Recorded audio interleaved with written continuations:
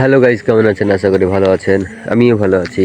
তো গাইজ আজকে ওখানে আমাদের সাইডের ওখানে কাজ হবে, ঢালাই ভাঙা।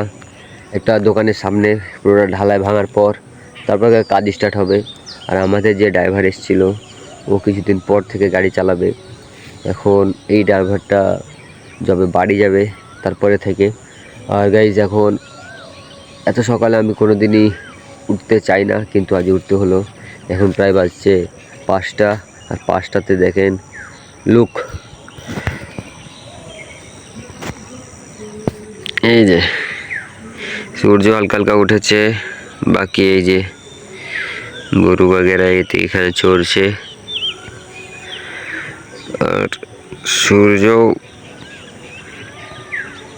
এই যে গাইস সূর্যটা উঠেছে, কিন্তু আমার ফোনে অতটা ভালো করে ধরছে না। তো এখন ওখানে যেতে হবে কাজে। এখন কতক্ষণ লেট হয় দেখি। ফিলহাল এখন তো চলছে রান্না, আব্বু রান্না করছে। রান্না করতে আম্মু উঠেছিলাম, রান্না টান্না করে এখন আসলাম বাইরে। আর এখন প্রায় বাজছে 5টাতে বেশি 5:30 বাজবে। তো এখন দেখি ওখানে যে ঢালাই টালাই ভেঙে কতক্ষণ ধরে কাজ হয়, কতক্ষণ পর কাজ স্টার্ট হয়। তো গাইজ এখন আমি চলে এসেছি রুমে।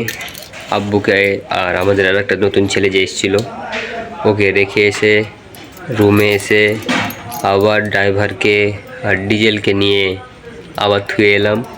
এখন আবার এসছি এখন ঠিকাদারকে নিতে এসছি। এখন ঠিকাদারকে নিয়ে যাব।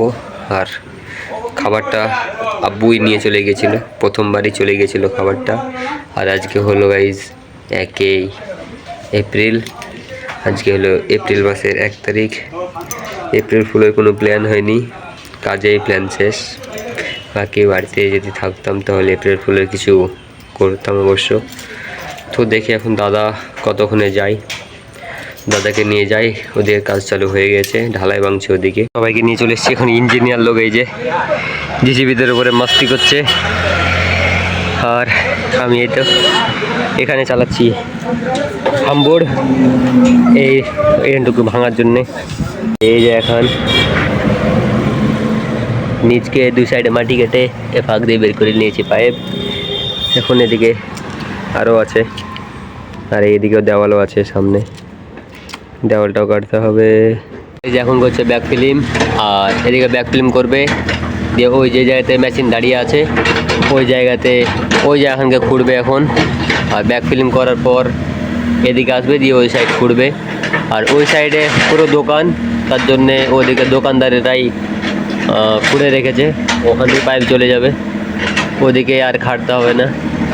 আব্বু ভাঙছে ঢালাই হামবোর্ড দিয়ে বাড়িয়ে বাড়িয়ে হালকা চটিয়ে রেখে দিচ্ছে। দেখা দিয়ে আপকো ভি দিখা দেंगे लेकिन এই যে গাইস এটা দোকান, আর দোকানের ভিতর দিয়ে যাচ্ছে পাইপ। আপনাদেরকে দেখাই, এই যে এটা পাইপ ভিতর দিয়ে ফুটো করে ওই যে ওই পারেটা দোকান। এখন 3-4টা এদিক ওদিকে দোকান আছে, আর এটা মিডিলকার দোকান। ওই সাইডেও একটা দোকান আছে, আর আমি এই ভিতরে।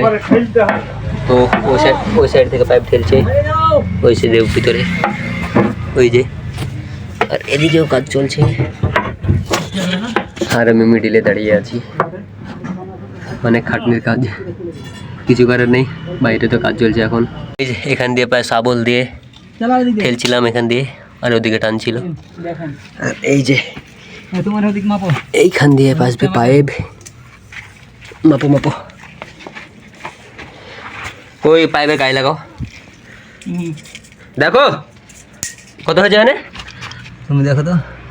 এটা হলো এখানে, দেখো এখানে এটা 240, তার মানে এখানে 2.5 মিটার ওর 240। দেখো 2.5 মিটার, দেখো